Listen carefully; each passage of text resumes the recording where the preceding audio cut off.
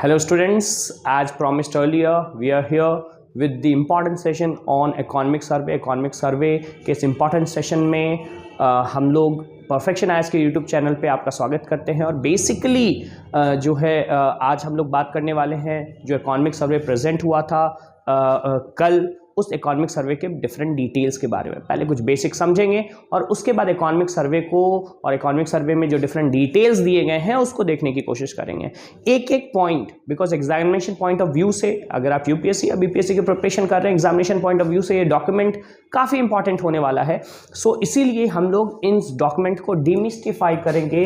Economic survey 21-22 कई जगह इसको इकोनॉमिक सर्वे 2022 भी कहते हैं। वाई बिकॉज बेसिकली हम क्या देखते हैं इकोनॉमिक सर्वे और बजट में एक स्टार्टिंग पॉइंट के लिए आपको ये जरूर समझना इंपॉर्टेंट हो जाता है कि इकोनॉमिक सर्वे और बजट में डिफरेंस क्या होता है। देखो इकोनॉमिक सर्वे जो होता है वो पास्ट ईयर की स्ट्रैटेजी को देखता है, जो लास्ट बजट बना था वो बजट कैसे इंप्लीमेंट हुआ, क्या काम किया। बिकॉज बजट जो बनता है वो एक फ्यूचर प्रोजेक्शन, जैसे अभी जो बजट प्रेजेंट होने वाला है, अभी जो बजट प्रेजेंट हो रहा है बेसिकली हम उसकी भी अभी चर्चा करेंगे। तो अभी जो बजट प्रेजेंट हो रहा है वो बेसिकली अपकमिंग ईयर्स के लिए, अभी आने वाला जो फाइनेंशियल ईयर है जो 1 अप्रैल को शुरू होगा उसके लिए है। लेकिन वो पूरा जो बजट था, वो जो पूरी फिस्कल स्ट्रैटेजी थी वो किस तरह से इंप्लीमेंट हुई और वो फिस्कल स्ट्रैटेजी इंप्लीमेंट होने के बाद किस तरह से परफॉर्म किया। और कुछ ऐसी चीजें हैं जो इसमें प्रेडिक्टेबल है, कुछ ऐसी चीजें हैं जो प्रेडिक्टेबल नहीं है। बिकॉज एक्सटर्नल एनवायरनमेंट आप नहीं देख सकते, जैसे कोरोना पैंडेमिक था आप नहीं देख सकते। तो फिर फाइनल गवर्नमेंट ने क्या फाइन ट्यूनिंग करी थी, आपने एक स्ट्रैटेजी बनाई लेकिन कोई सिचुएशन आ गया, सिचुएशन के अनुसार से आपने क्या बदलाव लाए और किस तरह से सिचुएशन को फाइट करा, इसका पूरा खाका जो है आपको इकोनॉमिक सर्वे में होता है। तो इकोनॉमिक सर्वे और बजट में आपको एक बेसिक डिफरेंस तो समझ में आ गया कि भाई इकोनॉमिक सर्वे जो है प्रीवियस जो बजट होते हैं उसका इंप्लीमेंटेशन और उनके चैलेंजेस को देखता है और बताता है वे फॉरवर्ड कैसे होगा। जबकि बजट की बात करें तो वो फ्यूचर ओरिएंटेड होता है, वो बताता है कि इस इकोनॉमिक सर्वे का जो एक्सपीरियंस लास्ट ईयर का जो एक्सपीरियंस रहा था उसके बेसिस पे हम आगे का बजट कैसे प्लान कर सकते हैं, ये डिटेल बजट में आता है। हम लोग बजट के सेशन के भी साथ आएंगे, लेकिन बजट को समझने के लिए पहले इकोनॉमिक सर्वे को समझना बहुत जरूरी है। नाउ अगर हम इस बार के इकोनॉमिक सर्वे के कवर पेज को देखेंगे तो अगर लास्ट ईयर के पेज को आप एनालाइज करेंगे तो देखेंगे लास्ट ईयर का पेज जो है वो बहुत ज्यादा कोरोना पैंडेमिक के ऊपर जो है वो बेसिकली फोकस था।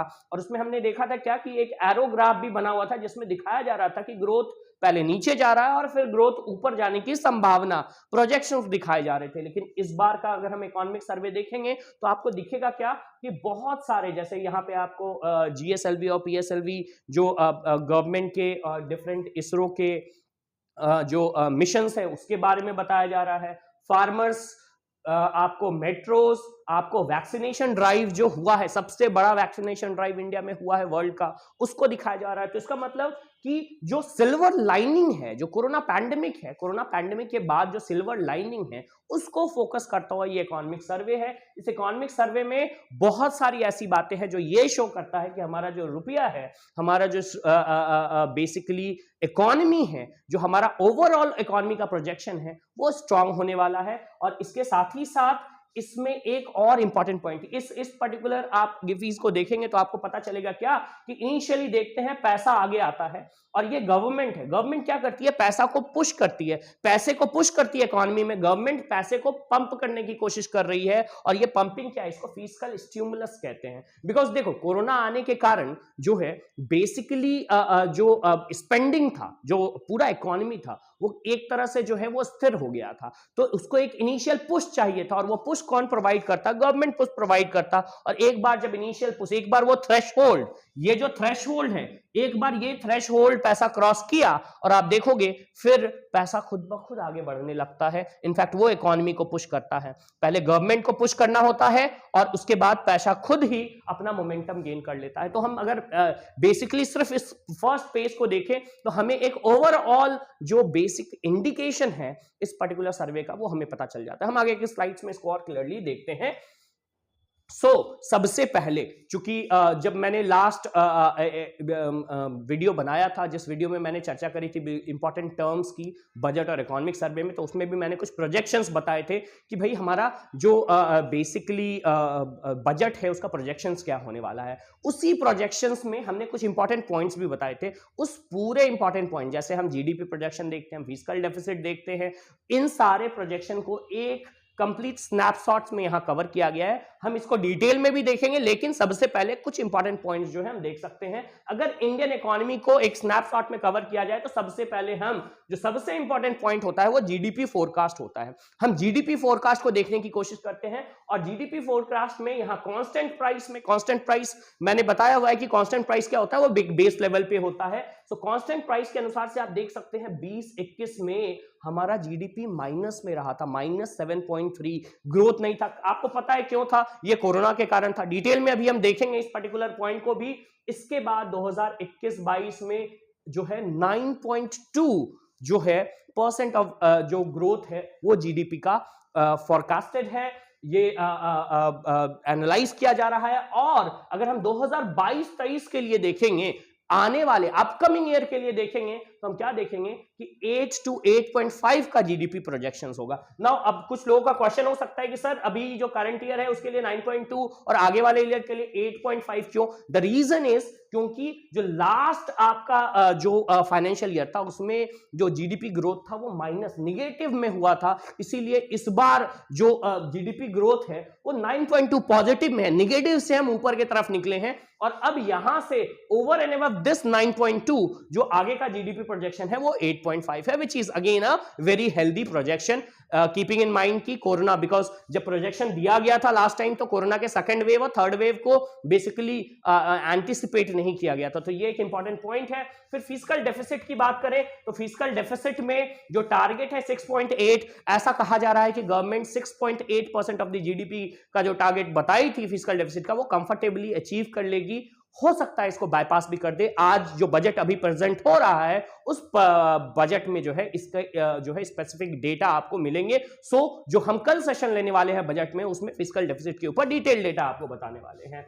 इन्फ्लेशन की भी बात हम डिटेल में करेंगे। फॉरेन एक्सचेंज रिजर्व हम क्या देखेंगे? देखिए एक बहुत ही इंपॉर्टेंट सिल्वर लाइनिंग क्या हुआ है कि इन सारी चीजों के बावजूद भी इंडिया के इकोनॉमी में फेथ इंटरनेशनली और जो हमारे डोमेस्टिक प्लेयर्स हैं उन्होंने शो करा है और ये रिफ्लेक्ट करता है कि हमारा फॉरेन इन सारे इवेंट्स होने के बाद भी, कोरोना पैंडेमिक होने के बाद भी हमारा फॉरेन रिजर्व जो है वो ग्रो करा है। क्यों करा है इसको हम लोग फॉरेन एक्सटर्नल्स वाले जो सेक्शंस है उसमें अभी कवर करने वाले हैं। एग्रीकल्चर एंड फॉरेस्ट्री पे बहुत अच्छा ग्रोथ है और ये एक ऐसा सेक्टर है जो कोरोना पैंडेमिक से बहुत ही कम प्रभावित रहा था। तो इस पर्टिकुलर सेक्टर को भी हम देखेंगे और बताएंगे कि किस तरह से ये सेक्टर जो है एक ड्राइविंग ग्रोथ हो सकता है। और इस सेक्टर को इसीलिए फोकस करते हुए गवर्नमेंट ने इकोनॉमिक सर्वे में डिफरेंट स्ट्रैटेजी भी डाली हुई है कि हम किस तरह से एग्रीकल्चर को डाइवर्सिफाई कर सकते हैं, एग्रीकल्चर के डायमेंशन को वाइडेंड कर सकते हैं। इंडस्ट्रियल ग्रोथ की बात करें तो जैसा कोरोना पैंडेमिक के कारण इंडस्ट्रियल ग्रोथ सब्सिक्वेंट जो फाइनेंशियल क्वार्टर्स थे, फाइनेंशियल ईयर्स थे, उनमें निगेटिव्स में रहे थे और इसके बाद अभी बहुत अचानक से हम क्या देखेंगे कि जैसे ही लास्ट जो फाइनेंशियल ईयर था -7% जो है वो ग्रोथ था, लेकिन इसके बाद 11.8% का पॉजिटिव ग्रोथ हुआ है। ये बहुत ही पॉजिटिव सिनेरियो है, कीपिंग इन माइंड कि हम लोगों ने सेकेंड कोरोना का फेज और अभी जो थर्ड फेज है कोरोना का उसको भी फेस करा है। तो that is a very positive trends. और इसके ओवर एंड अबव अभी और जो नेक्स्ट ईयर के लिए प्रोजेक्शन होने वाले बजट में हम देखेंगे इससे भी बेहतर प्रोजेक्शंस जो है हमें देखने को मिलेंगे। सर्विसेज की बात करें, एक बहुत इंपॉर्टेंट सेक्टर है। अगर हम बात करें हमारे ड्राइवर्स की, ग्रोथ ड्राइवर्स की, तो सर्विसेज एक इंपॉर्टेंट सेक्टर है। अगेन सबसे बुरा प्रभावित हुआ था, जिस तरह से हमने बताया कि एग्रीकल्चर एक ऐसा सेक्टर है जो बहुत ज्यादा प्रभावित नहीं हुआ, उसी तरह से कोरोना पैंडेमिक से अगर सबसे ज्यादा कोई सेक्टर इन्फ्लुएंस था तो that was the services sector. So this sector grew by -8.4 in the year 2021। लेकिन फिर हम क्या देखते हैं, ये सेक्टर बहुत जल्दी जैसे ही फर्स्ट फेज ऑफ कोरोना और जो कोरोना को हम लोगों ने समझ पाया, बिकॉज फर्स्ट केस में फर्स्ट फेज में हम कोरोना को बहुत अच्छी अंडरस्टैंडिंग डेवलप नहीं कर पाए थे, समझ नहीं पाए थे इसको किस तरह से डील करना। लेकिन जैसे ही गवर्नमेंट ने एक स्ट्रैटेजी बनाई, फिस्कल स्टिमुलस लाया, हम क्या देखते हैं, सर्विस सेक्टर फिर से बाउंस बैक किया। और अभी हम फिर सर्विस सेक्टर को और भी डिटेल से एनालाइज करेंगे। आगे के स्लाइड्स में देखते हैं, यहां हम देख सकते हैं हमारी फाइनेंस मिनिस्टर जो कि इस रुपी को, हमारी इकोनॉमी को जो है वो बूस्ट करने के लिए दिन रात जो है अपने मैकेनिज्म को एक्टिव कर रही है। नाउ कुछ इंपॉर्टेंट पॉइंट्स है, ये सारे स्लाइड्स अभी आपको आने वाले हैं, ये मैंने यहां पे इसलिए मेंशन कर दिया बिकॉज ये इंपॉर्टेंट पॉइंट्स है। पूरा इकोनॉमिक सर्वे का अगर हम जिस्ट देख लें तो ये 8 स्लाइड्स में आपको इकोनॉमिक सेक्टर, 8 जो आपको ग्राफ्स हैं इसमें इकोनॉमिक सेक्टर का जिस्ट नजर आता है। ये सारे पॉइंट्स आपको फिर से आने वाले हैं, लेकिन आपको सबसे पहले पॉइंट याद करना, बिकॉज कई बार एग्जामिनेशन में अगर हम पीटी की बात करें, पीटी में यहां से पॉइंट आ जाते हैं। इकोनॉमिक सर्वे में आपको एग्रीकल्चर, फॉरेस्ट्री और फिशरी, जिसको एग्रीकल्चर एंड अलाइड सेक्टर कहते हैं, उसके ग्रोथ का ध्यान रखना है। 3.6 से 3.9 का ग्रोथ आपको दिख रहा है, जो फर्स्ट एडवांस एस्टिमेट्स है उसमें कहा गया है, इंपॉर्टेंट पॉइंट है। अगेन डिटेल देखेंगे। फूड गेन प्रोडक्शन में भी आप देख सकते हैं, डिस्पाइट जैसा मैंने बताया एग्रीकल्चर में बहुत खास इंपैक्ट कोरोना का नहीं पड़ा और वो पॉजिटिव रहा। सो बेसिकली हम क्या देखेंगे, डिस्पाइट जो कोरोना पीरियड हम देखेंगे एग्रीकल्चर में थ्रू आउट जो है पीरियड ग्रोथ रहा था। इसी के साथ साथ हम फॉरेस्ट रिजर्व भी देखेंगे, और फॉरेस्ट रिजर्व ये शो करता है कि इंटरनेशनली इंडिया की इकोनॉमी में जो फंडामेंटल्स है इंडिया की इकोनॉमी के वो स्ट्रांग है, फेथ है लोगों का। और हम क्या देखेंगे कि जो एफडीआईज थे, जो एफआईआईज थे, इस तरह के जो इन्वेस्टमेंट हुए हैं, वो कैपिटल इन्वेस्टमेंट इंडिया में जो कोरोना पीरियड में भी बाहर से भी आते रहे, और इसके कारण से हमारा फॉरेक्स रिजर्व स्ट्रांग रहा। इस फॉरेक्स रिजर्व को भी हम लोग डिटेल से एनालाइज करेंगे। पॉइंट आपको ये जो डेटा है याद रखना, ये मैं सिर्फ इस स्लाइड को दिखा रहा हूं ताकि आप इस डेटा को याद रखो। एग्जामिनेशन में डायरेक्टली ये डेटा आपके एग्जाम में आ सकता है, पीसीएस एग्जामिनेशन में जैसे बीपीएससी और यूपीएससी एग्जामिनेशन में ये डेटा जरूर पीटी में और मेंस में भी आपको मदद करने वाला है। सो 6.33.6 यूएस डॉलर बिलियन ईयर जो है by the end of December 31, 2021। सो इस पिछले साल के दिसंबर एंड में 31 दिसंबर तक का डेटा यहां पर प्रेजेंट किया गया। जीडीपी ग्रोथ की बात करें तो मैंने जैसा बताया प्रोजेक्शन 2022-2023 के लिए 8% से 8.5% है। ये प्रोजेक्शन की भी हम बात करेंगे। हम बताएंगे कि इस बार का इकोनॉमिक सर्वे थोड़ा सा यूनिक है, बिकॉज लास्ट ईयर इकोनॉमिक सर्वे का जो प्रोजेक्शन था वो था 11%। लास्ट ईयर जो इकोनॉमिक सर्वे था उसने बताया था कि भाई हमारा जो ग्रोथ है वो 11% होने वाला है, और वो ग्रोथ 11% नहीं हो पाया बिकॉज लास्ट ईयर के इकोनॉमिक सर्वे में हम लोगों ने बेसिकली एंटिसिपेट नहीं किया था सेकंड वेव का। हम लोगों ने एंटिसिपेट नहीं किया था सेकंड वेव इतना स्ट्रांग होने वाला है, इतना लंबा चल जाएगा। सो बेसिकली इसीलिए जो 11% का प्रोजेक्शन था वो 9.2% पे आकर के रुक गया। इसीलिए इस बार के इकोनॉमिक सर्वे में आपको पहले से ही गवर्नमेंट कह रखी है कि ये प्रोजेक्शन 8 और 8.5 तभी फुलफिल होगा प्रोवाइडेड कि बाकी सारी चीजें कांस्टेंट है। बाकी सारी चीजें जैसे मॉनसून फेवरेबल है, जैसे कि इंटरनेशनल ऑयल प्राइसेस, मैं एक 5 पॉइंट्स आपको बताऊंगा, वो 5 पॉइंट्स गवर्नमेंट बताइए कि अगर वो पांचों पॉइंट कांस्टेंट रहते हैं, प्रोवाइडेड कि अब आगे कोई कोरोना का और कोई फेज नहीं आता है, तब हम कंफर्टेबली 8 से 8.5 का टारगेट अचीव कर लेंगे। सो ये एक पॉजिटिव जिसको कह सकते हैं गवर्नमेंट का स्टैंड रहा है, ताकि जो गवर्नमेंट के प्रोजेक्शंस है, गवर्नमेंट के जो डेटा है उसमें फेथ जो है डेवलप हो, और प्लस जो ये जो डेटा डेरिवेशन, इस डेटा को जो डेराइव किया जाता है, हम किस तरह से 8 to 8.5 अचीव करेंगे इसके ऊपर भी फेथ है। तो ये जिसको भी हम लोग डिटेल से अभी एनालाइज करने वाले हैं।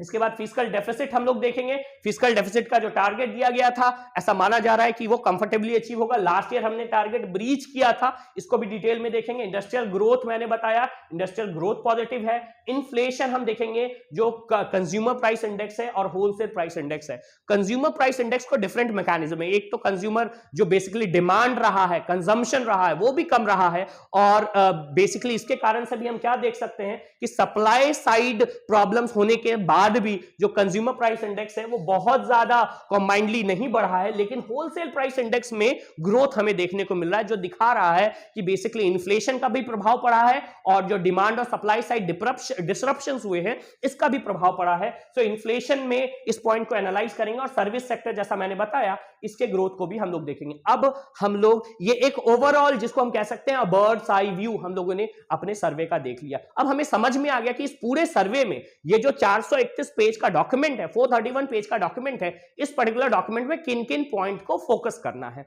अब इन सर्वे को, इस पूरे सर्वे के बारे में कुछ इंपॉर्टेंट पॉइंट्स हमें जानना है और इसके बाद फिर हम इसके डिटेल पॉइंट्स को देखेंगे। नोइंग द सर्वे, जैसे the economic survey 2021-22 was tabled in parliament on Monday ahead of union budget. Union budget के ठीक पहले इस पर्टिकुलर सर्वे को टेबल किया गया to present the state of economy and suggest policy prescription. ये क्या बताया? ये बता रहा था कि हमारा इकोनॉमी का स्टेट कैसा, लास्ट ईयर जो सारी चीजें हुई, हैपनिंग्स हुई, वो इकोनॉमी को किस तरह से इकोनॉमी ने उसको डील करा और क्या पॉलिसी प्रिस्क्रिप्शंस, क्या आगे फॉरवर्ड हम किस तरह से इसको टैकल कर सकते हैं, प्रोजेक्ट कर सकते हैं, इसको भी देखा गया। It is being prepared by economic division. बहुत इंपॉर्टेंट पॉइंट है, इसको आप लोग फोकस करेंगे, ये पर्टिकुलर पॉइंट मिस नहीं करना है। It is being prepared by economic division of department of economic affairs of finance ministry. देखो फाइनेंस मिनिस्ट्री का एक डिपार्टमेंट है जिसको हम कहते हैं department of economic affairs. Finance ministry का एक डिपार्टमेंट है डिपार्टमेंट ऑफ इकोनॉमिक अफेयर्स, और डिपार्टमेंट ऑफ इकोनॉमिक अफेयर्स का एक डिवीजन है जिसको हम इकोनॉमिक डिवीजन कहते हैं। ये इकोनॉमिक डिवीजन जो है वो इस इकोनॉमिक सर्वे को प्रेजेंट करता है, इकोनॉमिक सर्वे को प्रिपेयर करता है। इसको याद रखना, it is prepared by economic division of department of economic affairs of finance ministry and under the overall guidance of chief economic adviser. Overall guidance जो है चीफ इकोनॉमिक एडवाइजर के गाइडेंस के अंदर ये प्रिपेयर होता है। इस बार ये एक और इंपॉर्टेंट बात है, ये बात क्या है कि ये जो चीफ इकोनॉमिक एडवाइजर हैं, हम देखेंगे इस बार का जो इकोनॉमिक सर्वे है वो इनके ओवरऑल गाइडेंस के अंदर नहीं हो पाया। क्यों? क्योंकि जो अक्टूबर मंथ में जो हमारे 17th चीफ इकोनॉमिक एडवाइजर थे वो बेसिकली जो है उनका टर्म खत्म हो गया, और जो हमारे 18th चीफ इकोनॉमिक एडवाइजर है, जिनका यहां पे इमेज आपको दिया गया है, क्या नाम है इनका नाम है डॉक्टर वी अनंता नागेश्वरम। याद रखना है 18 चीफ इकोनॉमिक एडवाइजर। इन्होंने ऑब्वियसली इकोनॉमिक सर्वे जब प्रेजेंट हुआ तो इन्होंने इसको इंट्रोड्यूस करा, लेकिन इनका अपॉइंटमेंट हुआ है कब? इनका अपॉइंटमेंट हुआ है 28 जनवरी 2022 में। अभी 3-4 दिन, 2-3 दिन पहले ही इनका जो है वो अपॉइंटमेंट हुआ है। इसीलिए इनका जो है बेसिकली कंट्रीब्यूशन हमारे इकोनॉमिक सर्वे में नहीं दिखता है। और हम क्या देखेंगे कि इकोनॉमिक सर्वे जो है बेसिकली पहली बार ऐसा हुआ है कि ये चीफ इकोनॉमिक एडवाइजर हैं, वो पूरी तरह से इकोनॉमिक सर्वे को जो है अपने पॉइंट ऑफ व्यू उसमें पुट फॉरवर्ड नहीं कर पाया। इसके कारण से क्या हुआ है? इसके कारण से क्या हुआ है कि आप देखेंगे जैसे प्रीवियस जो इकोनॉमिक सर्वे हुआ करता था वो 2 वॉल्यूम में हुआ करता था, वॉल्यूम 1 और वॉल्यूम 2। और बेसिकली वॉल्यूम 1 में क्या होता था? वॉल्यूम 1 में जो चीफ इकोनॉमिक एडवाइजर हैं वो ओवरऑल इकोनॉमी और जो बेसिकली जो हमारा ग्रोथ प्रोजेक्शन है और जो स्ट्रैटेजी है इसके बारे में डिटेल बताते थे। इसमें वॉल्यूम 1 होता था, और वॉल्यूम 2 जो है वो फैक्चुअल डेटा को एनालाइज करता था, फैक्चुअल डेटा प्रेजेंट करता था। इस बार हम क्या देख रहे हैं? चूंकि चीफ इकोनॉमिक एडवाइजर थे नहीं तो वॉल्यूम 1 हम नहीं देख रहे हैं, 2 वॉल्यूम में इसका सेपरेशन नहीं देख रहे हैं। इस बार का इकोनॉमिक सर्वे जो है केवल 1 वॉल्यूम में ही आया है, सिर्फ 1 सिंगल वॉल्यूम इस बार के इकोनॉमिक सर्वे का है। ये एक इंपॉर्टेंट पॉइंट है जो आपको याद रखना है। आगे देखते हैं आगे का point. The policy guide was tabled by finance minister Nirmala Sitharaman soon after president Ramnath Kovind address to both house of parliament. It is to be noted, एक और point, it is to be noted that economic survey was delinked from union budget in 1964। 1964 से पहले budget के साथ ही, जो 1949 से 1964 तक budget के साथ ही इकोनॉमिक सर्वे के बारे में चर्चा होती थी, उसके बारे में एक पेपर टेबल हुआ करता था। इनिशियली 11 से 15 पेज का ये पेपर होता था, धीरे धीरे से ये पेपर बड़ा होकर के 900 पेज का एक बल्कि डॉक्यूमेंट हो गया। इस बार जो है इस इकोनॉमिक सर्वे, बिकॉज मैंने बताया कि इसमें 1 वॉल्यूम तो है ही नहीं, तो सिंगल वॉल्यूम सर्वे है, और इस सिंगल वॉल्यूम सर्वे का जो लेंथ है ऑलमोस्ट अबाउट 431 पेजेस का है। 1964 से पहले ये बजट के साथ होता था, लेकिन 1964 के बाद बजट से पहले इकोनॉमिक सर्वे को प्रेजेंट किया जाने लगा। ये केवल इसीलिए किया गया ताकि लोग डिफरेंशिएट कर पाए, बिकॉज लोग कंफ्यूज हो जाते थे कि इकोनॉमिक सर्वे क्या है, बजट क्या है। इकोनॉमिक सर्वे का डेटा बेसिकली प्रीवियस जो फिस्कल पॉलिसीज है, स्ट्रैटेजीज है, उसको शो करता है। बजट का डेटा जो होता है वो फ्यूचर प्रोजेक्शंस को, फ्यूचर पॉलिसीज को शो करता है। सो ये 1964 एक थ्रेशोल्ड ईयर है जिसको आपको याद रखना है। The economic survey of 2022 projected a GDP growth of around 8 to 8.5। अभी तुरंत हमने चर्चा की है for the next fiscal year, आगे वाले कमिंग फिस्कल ईयर के लिए, that is financial year 23 The survey authored by a team of Chief Economic Advisor Dr. V. Ananta Nageshwaran. This is second time the economic survey is being presented in midst of COVID-19 pandemic. So इससे पहले जो last year economic सर्वे था वो भी कोविड-19 pandemic को reflect कर रहा था और इस बार का इकोनॉमिक सर्वे भी कोविड-19 के जो इफेक्ट्स हैं, आफ्टर इफेक्ट्स हैं, उनके रैमिफिकेशंस हैं, उसको रिफ्लेक्ट करते हुए दिख रहा है। एंड जो लास्ट ईयर सर्वे था, मैंने ये पॉइंट लिख दिया, जो लास्ट ईयर सर्वे था उसका थीम क्या था? Saving lives and livelihood. Basically ये दिखाया गया था लास्ट ईयर के सर्वे में, जो इंट्रोडक्शन था, जो फर्स्ट पेज था, वो यही कह रहा था कि भाई देखो, जो जीडीपी ग्रोथ है वो हो सकता है, लेकिन सबसे एक बार लाइफ जो है इंपॉर्टेंट होता है। सो लाइफ को सेव करना वो ज्यादा इंपॉर्टेंट था और इसीलिए वो लास्ट ईयर के सर्वे में ये थीम बना हुआ था। इस बार हम और भी पॉजिटिव तरीके से इस सर्वे को देख सकते हैं। आगे के स्लाइड्स में देखते हैं। अगेन कुछ इंपॉर्टेंट पॉइंट्स है। This year economic survey is not prepared by chief economic adviser. अभी तुरंत मैंने बताया था, ऑब्वियसली इन्होंने हेड करा, ये लास्ट में आ गया, और जब प्रेजेंटेशन हुआ तो प्रेजेंटेशन का सबसे पहले जो इंट्रोडक्शन दिया वो हमारे जो 18th चीफ इकोनॉमिक एडवाइजर इन्होंने दिया, लेकिन इनका अपॉइंटमेंट 28 जनवरी 2022, अभी 2 दिन पहले इनका अपॉइंटमेंट हुआ था। सो इन्होंने नहीं, basically it is not presented by chief economic adviser as there was vacancy in the post until the coming of new chief economic advisor, and therefore this year's survey is prepared by principal economic adviser Sanjeev Sanyal. ये है संजीव सान्याल जी, इनका नाम याद रखना, examination में आ सकता है। Principal economic adviser कौन है, चीफ इकोनॉमिक एडवाइजर कौन है? चूंकि आप देखेंगे इस बार का जो प्रेजेंटेशन रहा है, ये पूरा प्रेजेंटेशन आप देख सकते हैं कि ये संजीव सान्याल ने प्रेजेंट करा है। सो इसीलिए इनका नाम इंपॉर्टेंट हो जाता है। ये कौन है? ये प्रिंसिपल इकोनॉमिक एडवाइजर है। The last year GDP projection in the economic survey of 2021 was 11% for the year 2021-22। 11% का प्रोजेक्शन था, मैंने बताया, लेकिन हम लोग कितना अचीव कर पाए? जीडीपी प्रोजेक्शन 11% का था, लेकिन हमारा अचीवमेंट कितना हो पाया था? हमारा अचीवमेंट हमने इस पर्टिकुलर स्लाइड में देखा कि हम लोगों ने 9.2 जो है वो अचीव कर पाया है, जो इकोनॉमिक सर्वे हमें अभी जो एडवांस एस्टिमेट है इकोनॉमिक सर्वे के वो बताते हैं।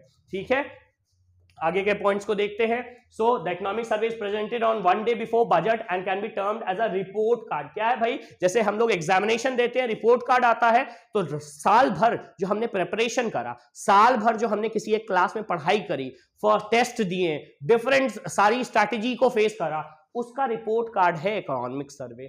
सो it is a report card of economy. It examine the performance of each and every sector of the economy. हर एक सेक्टर का परफॉर्मेंस देखता है, और यही अभी हम जब कंटेंट देखेंगे तो देखेंगे कि कितने इंपॉर्टेंट सेक्टर्स हैं, उनको चैप्टर वाइज इकोनॉमिक सर्वे में डिवाइड किया गया है। The basis of which the further strategy is made and suggestions are also being given. So strategy दिया जाता है, सजेशंस दिया जाता है, उसी बेसिस पे it reviews countries economic development in past year and suggest further policy. So economic survey को हम एक लिंक कह सकते हैं। पास्ट ईयर का जो हमारा परफॉर्मेंस रहा था, जो पास्ट ईयर का परफॉर्मेंस रहा था, और जो फ्यूचर परफॉर्मेंस होने वाला है, इसको लिंक करता है हमारा इकोनॉमिक सर्वे। सो इसलिए इकोनॉमिक सर्वे को हम एक लिंक के रूप में भी देख सकते हैं।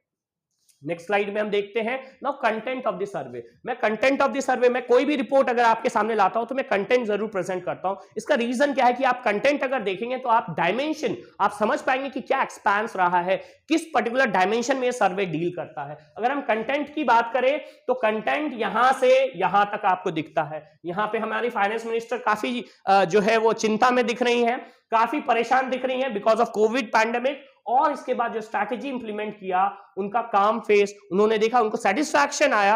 व्हाई? बिकॉज हमारा जो ग्रोथ इंडिकेटर है, जो हमारे सॉलिड फंडामेंटल्स है, वो हमें इकोनॉमिक सर्वे में रिफ्लेक्ट किए। So the journey is from here to here, और यही आपको इस पर्टिकुलर कंटेंट में भी दिखता है। स्टेट ऑफ इकोनॉमी एक जनरल डिटेल बताया जाएगा। हम लोग भी बेसिकली अभी डिस्कशन इसी कंटेंट के बेसिस पे करेंगे। फिर फिस्कल डेवलपमेंट की बात हुई, जो फिस्कल प्रोजेक्शंस थे, क्या हमारे पास टैक्स कलेक्शंस आया, कितना फिस्कल डेफिसिट करना पड़ गया, एक्सटर्नल सेक्टर, मॉनेटरी मैनेजमेंट देखेंगे बिकॉज इन्फ्लेशन, फिस्कल स्टिमुलस आया बिकॉज देखो प्राइवेट स्पेंडिंग हो नहीं रही है, प्राइवेट प्लेयर्स जो है कोरोना पैंडेमिक में बहुत सारा काम होने रहा है, इकोनॉमी ऑलमोस्ट स्टैंड स्टिल पे आ गया है। तो गवर्नमेंट को बेसिकली पैसा पंप करना पड़ा, और जब गवर्नमेंट पैसा पंप करती है तो क्या होता है, इन्फ्लेशन होता है। इन्फ्लेशन होता है तो मॉनेटरी मैनेजमेंट कैसे किया जाए, इसको लेकर के भी यहां चर्चा होगी। प्राइसेस एंड इन्फ्लेशन की बात करेंगे, एग्रीकल्चर एंड फूड मैनेजमेंट की बात करेंगे, इंडस्ट्री और सर्विसेज, जो दो बहुत इंपॉर्टेंट सेक्टर्स हैं, एग्रीकल्चर और इंडस्ट्रीज, इसकी बात करेंगे, सर्विसेज सेक्टर की बात करेंगे, और इसके बाद कुछ इंपॉर्टेंट डेटा को हम लोग कवर करेंगे। तो ये पूरा जो सर्वे है इस पर्टिकुलर जो वीडियो है उसमें कवर होने वाला है। नेक्स्ट स्लाइड में हम जाते हैं।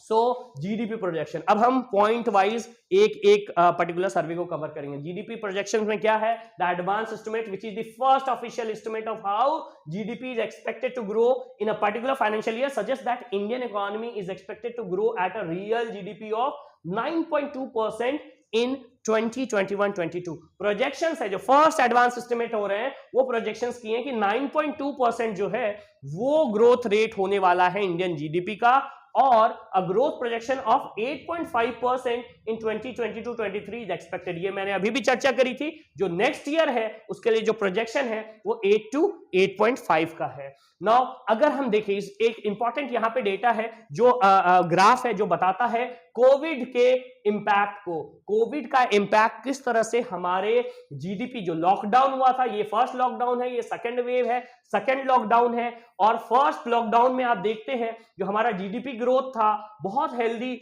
ग्रोथ की तरफ जा रहा था, लेकिन जैसे ही लॉकडाउन और कोरोना के बारे में इंपैक्ट हुआ ये जीडीपी नीचे की तरफ जाता है, और ये पूरा लॉकडाउन की तरफ जो है वो पूरा बेस जो है वो टच करता है।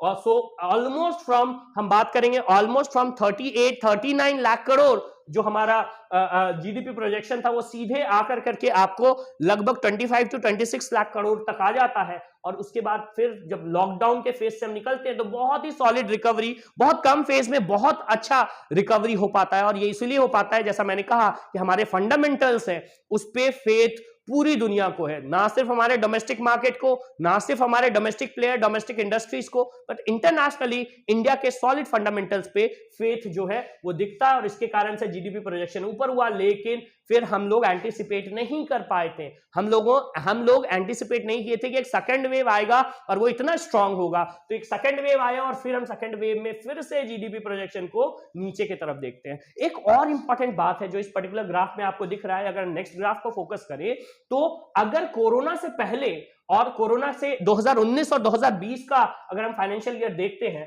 तो जो हमारा ग्रोथ था वो लगभग 145 लाख करोड़ के आसपास हमारा जीडीपी था। और हम क्या देखने वाले हैं कि 2021-22 का जो एडवांस एस्टिमेट है, मतलब कोरोना से पहले हम 145 लाख करोड़ तक पहुंच चुके थे, और अभी जो कोरोना के बाद दो कोरोना के फेज और जिसको अभी हम थर्ड फेज को फेस करने के बाद हम क्या देख रहे हैं कि जो हमारा कोरोना का प्रोजेक्शंस है, जो जीडीपी का प्रोजेक्शंस है, बेसिकली जो प्री कोरोना लेवल है, कोरोना से पहले जो लेवल था उसको भी ब्रीच करने वाला है। ये काफी इंपॉर्टेंट और काफी जो एक स्ट्रॉन्ग मैसेज प्रोवाइड कर रहा है कि जो कोरोना का इंपैक्ट था, ऑब्वियसली ये बहुत ज्यादा रहा, बहुत डीप था, लेकिन ये शॉर्ट टर्म इंपैक्ट था, और Indian economy pre corona level को अब ब्रीच कर चुकी है। प्री कोरोना लेवल के ऊपर आप देख सकते हैं कि 145 के लेवल को हमने ब्रीच करके लगभग 148 लाख करोड़ तक हम लोग यहां पहुंच चुके हैं। ये एडवांस एस्टिमेट 2021-2022 का बताता है। अगेन ये ग्राफ भी उसी सेकेंड वेव के बेसिकली पॉजिटिविटी रेट को देख रहा है, और जो न्यू केसेस है आप देख सकते हैं कैसे फर्स्ट वेव आया और second wave it came with a bump, it came with a bang, और फिर सेकेंड वेव के बाद फिर अभी ये थर्ड वेव का प्रोजेक्शन यहां तक दिखा है। थर्ड वेव के बाद का प्रोजेक्शन जो अभी जनवरी या फरवरी का प्रोजेक्शन है वो इस पर्टिकुलर डेटा में प्रेजेंट नहीं है। तो ये जीडीपी प्रोजेक्शंस और जो जीडीपी का रिलेशन है इस पैंडेमिक के साथ ये दिखाया जा रहा है। नाउ इसी अगर चैप्टर को, बिकॉज ये जो चैप्टर है आपका जो फर्स्ट चैप्टर है जो जीडीपी प्रोजेक्शन और डिफरेंट डिटेल्स बता रहा है, उसमें एक इंपॉर्टेंट पॉइंट दिखाया जा रहा है, pump to the economy. Now मैंने फिस्कल स्टिमुलस की बात करी थी, एकदम फर्स्ट जो हमने स्लाइड देखा था उसमें मैंने फिस्कल स्टिमुलस की बात करी थी। प्राइवेट जो प्लेयर्स हैं, जो प्राइवेट कंजम्पशन है, जो प्राइवेट जो ड्राइव होता है जिसको हम एनिमल स्पिरिट कहते हैं, वो कहीं चला गया है बिकॉज ऑफ द कोरोना, और इसके कारण से गवर्नमेंट को फिस्कल स्टिमुलस प्रोवाइड करना पड़ा है। Last year survey projected a GDP growth of 11% during the current fiscal year, but economy faced a second wave which was not anticipated. जब last year economic सर्वे दिया गया था तो ये सेकंड वेव एंटिसिपेट नहीं किया गया था and clocked 9.2% of GDP by advanced estimate. I have said it earlier. Keeping this in mind, the economic survey this year has linked data on assumptions of no further advance of pandemic. बहुत important point है, इस साल का जो economic सर्वे है इसी चीज को ध्यान में रखते हुए 11% बोला था भाई, 9.2 अचीव हुआ, इसका मतलब हमने गलत प्रोजेक्शन किया नहीं, हमने प्रोजेक्शन गलत नहीं किया था, हमने केवल जो सेकेंड वेव था कोरोना का उसको एंटीसिपेट नहीं कर पाया था। इसलिए इस बार हम सारे एंटीसिपेशन के साथ चल रहे हैं। इस बार का जो इकोनॉमिक सर्वे जो डेटा दिया है कि 8% से 8.5% ग्रोथ होगा, it is now linked with the assumption of no further advance of pandemic. भाई पैंडेमिक अब फर्दर एडवांस नहीं करेगा। अ गुड मॉनसून, 5 पॉइंट्स दिए गए, ये पांचों पॉइंट को याद रखना है। पहला पॉइंट क्या है? No further advance of pandemic. दूसरा, अ गुड मॉनसून, एक नॉर्मल और अच्छा मॉनसून आएगा, ये दूसरा पॉइंट आ जाता है। तीसरा point, a non inflationary fiscal policy. भाई ये भी इंपॉर्टेंट है। देखो इंटरनेशनली जो है अभी फिस्कल स्टिमुलस इंटरनेशनल सारे कंट्रीज जो है अपने इकोनॉमी को पुश करने के लिए अपने इकोनॉमी में पैसा पंप कर रहे हैं, सारे गवर्नमेंट ऐसा कर रहे हैं और इसके कारण से इन्फ्लेशन तो होगा। इसीलिए इस इन्फ्लेशन को कैसे कर्ब किया जाए, अगर इन्फ्लेशन ज्यादा हो जाएगा तो इसके भी बहुत सारे नेगेटिव रैमिफिकेशंस हैं, तो इसको ध्यान में रखते हैं। एक non inflationary fiscal policy, international oil prices to be in range of $70 to 75। देखो ये इंडिया के लिए बहुत इंपॉर्टेंट है, बिकॉज इंडिया में जो हमारा एक्सटर्नल जो बैलेंस है वो इस पर्टिकुलर प्राइस के ऊपर, इस पर्टिकुलर जो हमारा ऑयल प्राइस है, क्रूड ऑयल प्राइस है, इसके ऊपर बहुत डिपेंड करता है। अगर ये 70 to 75 डॉलर पर बैरल रहा तो ये एक बहुत ही हेल्दी सिनारियो होगा जो इंडिया के ग्रोथ को बूस्ट करेगा, बिकॉज फिर हम जो तेल है, जो हम क्रूड ऑयल है उसमें पैसा नहीं डालेंगे और हम कैपिटल, बिकॉज अभी 2 साल में बहुत सॉलिड कैपिटल फॉर्मेशन नहीं हुआ है, हम कैपिटल फॉर्मेशन की तरफ जो पैसा हमने पैंडेमिक में लगाया, जो पैसा हमने जो गवर्नमेंट डिफरेंट स्ट्रैटेजी से, जैसे गरीबों को मदद करने के लिए या हेल्थ इंफ्रास्ट्रक्चर क्रिएट करने के लिए लगाई थी, अब उस पैसे को उठा करके हम अपने कैपिटल फॉर्मेशन में लगा सकते हैं। कैपिटल फॉर्मेशन से हम इस इकोनॉमी को बूस्ट कर सकते हैं और कोरोना के इफेक्ट को बाहर कर सकते हैं। Prices in range of $70 to 75 barrel and resumption of disruption of global supply chain. जो 5th पॉइंट था ये 4th पॉइंट हो गया, और जो 5th पॉइंट था कि भाई जो ग्लोबल सप्लाई चेन कोरोना के कारण जो ये पूरा ट्रेड और जो ट्रेड नेटवर्क्स हैं वो क्रम्बल कर गया था, वो फिर से जो है रेज्यूम हो, और अगर वो रेज्यूम होता है तो फिर से जो एक्सपोर्ट और इंपोर्ट्स है, जो बिजनेसेस हैं, जो ट्रेड्स हैं वो स्टैब्लिश होंगे और फिर से ग्रोथ जो प्रोजेक्शंस है वो सही हो जाएंगे। तो ये सारे फैक्टर्स जो हैं ये इनको इस बार के इकोनॉमिक सर्वे के एडवांस एस्टिमेट्स में, प्रोजेक्शंस में शामिल किया गया। 5 फैक्टर को आपको याद रखने हैं। नेक्स्ट स्लाइड में हम देखते हैं। नेक्स्ट स्लाइड सेक्टोरियल ग्रोथ का आता है। अब ओवरऑल तो हमने बात कर ली, अब हम सेक्टोरियल कुछ अलग अलग इंपॉर्टेंट सेक्टर की बात करेंगे। Agriculture, forestry and fishery sector have been least impacted by pandemic and is expected to grow at 3.9%। अभी तुरंत हमने इसकी चर्चा करी थी कि 3.9% सबसे कम इंपैक्ट हुआ है और 3.9% के ग्रोथ जो है प्रोजेक्शंस दिख रहे हैं। The food grain production is also expected to grow at 308.6 million ton from 297.5 million ton. 297 से 308.6 मिलियन टन का ग्रोथ होने वाला है। So it again is a healthy growth in the agriculture sector. The service sector where the core element is human resources. Service sector में human resources, specially अगर हम service sector को देखें students, तो सर्विस सेक्टर को हम 2 तरह से डिवाइड कर सकते हैं। एक जो बेसिक सर्विस सेक्टर की हम बात करते हैं, ये टेक्नोलॉजी बेस्ड सर्विस सेक्टर होता है, जैसे कि जो बिजनेस प्रोसेस आउटसोर्सिंग बीपीओज हैं, या फिर जो टेक्नोलॉजी बेस्ड सर्विस सेक्टर, जैसे अभी वर्क फ्रॉम होम का बहुत ज्यादा चलन हो गया था। सो वर्क फ्रॉम होम से रिलेटेड जो सर्विस सेक्टर है जिनको स्विच किया जा सकता है, हम क्या देखें उसमें बहुत ज्यादा प्रभाव नहीं पड़ा। लेकिन कुछ ऐसे जैसे हॉस्पिटैलिटी सेक्टर, जैसे ट्रैवल एंड ट्रांसपोर्ट का जो सेक्टर है, जैसे हम देखेंगे सारे जो एयरलाइंस थे वो सारे लैंड हो गए थे। सो बेसिकली जो सर्विस सेक्टर वैसे हैं जो पर्सन टू पर्सन इंटरैक्शन पे डिपेंड करते हैं, कोरोना में उनका ग्रोथ निगेटिव में रहा था। इनफैक्ट उनको सबसे ज्यादा जो बर्न ऑफ कोरोना है वो सहना पड़ गया था। इसलिए सर्विस सेक्टर को आप कम से कम 2 भाग में जरूर समझेंगे कि एक पार्ट रहा था सर्विस सेक्टर का। इनफैक्ट अभी एक बहुत इंपॉर्टेंट टर्म आया कि growth graph. So K growth graph आपको सर्विस सेक्टर में भी दिखेगा कि सर्विस सेक्टर में कुछ ऐसे सर्विस सेक्टर रहे जिनका ग्रोथ अच्छा रहा, लेकिन कुछ ऐसे सर्विस सेक्टर रहे जिनका ग्रोथ खराब रहा था इस कोरोना में। तो ओवरऑल अगर हम सर्विस सेक्टर को देखें, चूंकि मैंने बताया अगर सारे को जोड़ लिया जाए तो ओवरऑल सर्विस सेक्टर का ग्रोथ देखें तो वो निगेटिव में रहा था, जैसा कि मैंने आगे के प्रोजेक्शंस में भी आपको दिखाया। देखिए सर्विस सेक्टर ग्रोथ ओवरऑल अगर हम प्रोविजनल एस्टिमेट के अनुसार से जाएं तो इट वाज नेगेटिव 8.4, लेकिन जो एडवांस एस्टिमेट है, बिकॉज जो फर्स्ट फेज के बाद जो सेकंड फेज आया और फिर हम लोगों ने डिफरेंट स्ट्रैटेजी अपनाई, वो सर्विस सेक्टर को पुश कर देता है पॉजिटिव 8.2 के तरफ। सो in contrast to the steady performance of the primary sector, जो primary agriculture sector है, the industrial sector went through big swing by the first contracting by 7% in 2021 and then expanding by 11%। एक बहुत बड़ा सा swing आपको दिख सकता है इंडस्ट्रियल सेक्टर में। भाई प्राइमरी सेक्टर में, एग्रीकल्चर सेक्टर में खास इंपैक्ट नहीं दिख रहा है, आप ये ग्राफ में देख सकते हैं, लेकिन इंडस्ट्रियल सेक्टर में आप देख सकते हैं 2019-20 के जो रिवाइज एस्टिमेट है उनमें निगेटिव 1.2 ग्रोथ आया है आपका। इसके बाद हम देख सकते हैं जो प्रोविजनल एस्टिमेट्स है वो आपको -7% का जो है वो ग्रोथ बताता है। लेकिन जैसे ही सेकेंड वेव में, जब ये थोड़ा सा समय लगा हमें, लेकिन हम जैसे ही रिट्रीट होकर के अपनी स्ट्रैटेजी को रिवैम्प किए और उसके बाद इंडस्ट्रियल ग्रोथ आपको 11.8% का दिख रहा है। ये ग्रोथ, पॉजिटिव ग्रोथ आपको ये शो कर रहा है कि फिर से अब हम कोरोना को या इस तरह के पैंडेमिक की को लेकर के एक सॉलिड स्ट्रैटेजी बना चुके हैं, इसको फेस कर सकते हैं। तो एक बहुत ही पॉजिटिव पॉइंट आपको इंडस्ट्रियल ग्रोथ को लेकर के यहां पे दिख रहा है। 11.8% का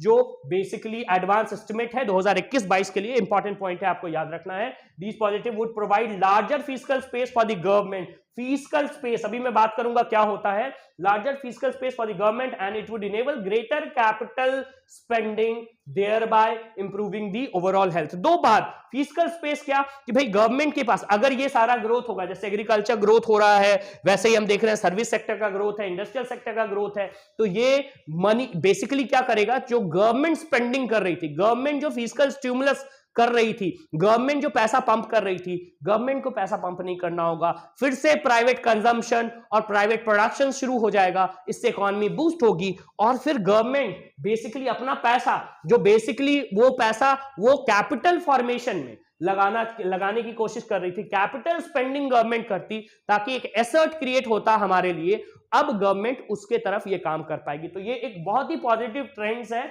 सर्विस सेक्टर और बाकी इंडस्ट्रियल सेक्टर को लेकर के। नेक्स्ट स्लाइड में देखते हैं। नाउ कंजम्पशन, जैसा मैंने बताया कंजम्पशन लैग जरूर हुआ था, ये भी एक इंपॉर्टेंट पॉइंट है, इस पर्टिकुलर सर्वे में दिया गया। डिफरेंट ग्राफ्स हैं, एक सिंपल ग्राफ हम दिखाते हैं। देखो गवर्नमेंट ने बेसिकली, जो हमारी फाइनेंस मिनिस्टर है, जो फाइनेंस मिनिस्ट्री है, उन्होंने इनिशियल पुश करा, जो ग्राफ नीचे की तरफ जा रहा था उसको अपने फिस्कल स्टिमुलस प्रोवाइड करके, इकोनॉमी में पैसा पंप करके, इकोनॉमी में डिफरेंट स्ट्रैटेजी के थ्रू जो है इस जो नीचे जाने वाला ग्राफ था उसको ऊपर की तरफ पुश करने की कोशिश की। The total consumption is estimated to be have grown by 7%। 7% का कंजम्पशन जो है वो ग्रो हो रहा है 21-22 में। लेकिन इसमें जो सबसे इंपॉर्टेंट बात ये है कि with government consumption remaining the biggest contributor, सबसे बड़ा कंजम्पशन जो है वो किसका रहा है, गवर्नमेंट का रहा है। गवर्नमेंट जो है वो फिस्कल स्टिमुलस पॉलिसीज के थ्रू जो है कंजम्पशन को इंक्रीज कर रही है। अगर हम टोटल इस पर्टिकुलर ग्राफ को देखें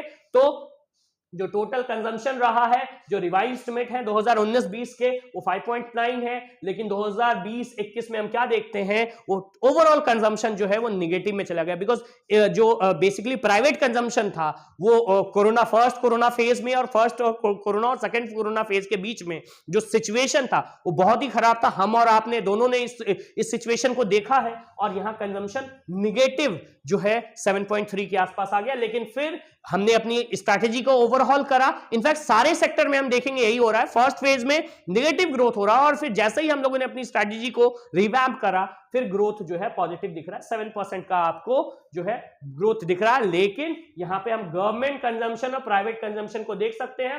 गवर्नमेंट कंजम्पशन जो है वो मेजर चंक है, प्राइवेट कंजम्पशन तो -9% तक पहुंच गया था, लेकिन फिर थोड़ा सा प्राइवेट कंजम्पशन बूस्ट किया। अभी भी मेजरली जो है गवर्नमेंट कंजम्पशन है, लेकिन बहुत पॉजिटिव ट्रेंड्स है जो अभी हम लोगों ने सारे डेटा देखे कि जो प्राइवेट कंजम्पशन है वो भी by leaps and bounds increase करने वाला है।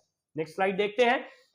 Now fiscal development. नाउ मैंने बताया कि जो हम गवर्नमेंट इकोनॉमिक सर्वे देखेंगे इसमें फिस्कल डेवलपमेंट और फिस्कल पॉलिसीज को भी देखेंगे। नाउ फिस्कल डेवलपमेंट में जो एग्जैक्ट डेटा है उसको देखने के लिए आपको एक दिन का इंतजार करना होगा, बिकॉज अभी तुरंत जो है गवर्नमेंट बजट प्रेजेंट हो रहा है, और गवर्नमेंट जब बजट प्रेजेंट होगा उसमें जो रियल डेटा है, एग्जैक्ट डेटा है फिस्कल पॉलिसी का, फिस्कल डेफिसिट का, वो प्रेजेंट होगा। लेकिन एक ओवरऑल इंक्लिनेशन जो है वो बेसिकली इस इकोनॉमिक सर्वे में दे दिया गया। इकोनॉमिक सर्वे में बताया गया कि जो प्रोजेक्शन था, जो बजटरी एस्टिमेट्स था, जो बजट में एस्टिमेट किया गया था कि भाई फिस्कल जो डेफिसिट है वो 6.8% होगा, हम कंफर्टेबली इस पर्टिकुलर 6.8% के जो थ्रेशोल्ड लिमिट है इसको अचीव करेंगे, ऐसा इस पर्टिकुलर सर्वे में कहा गया है।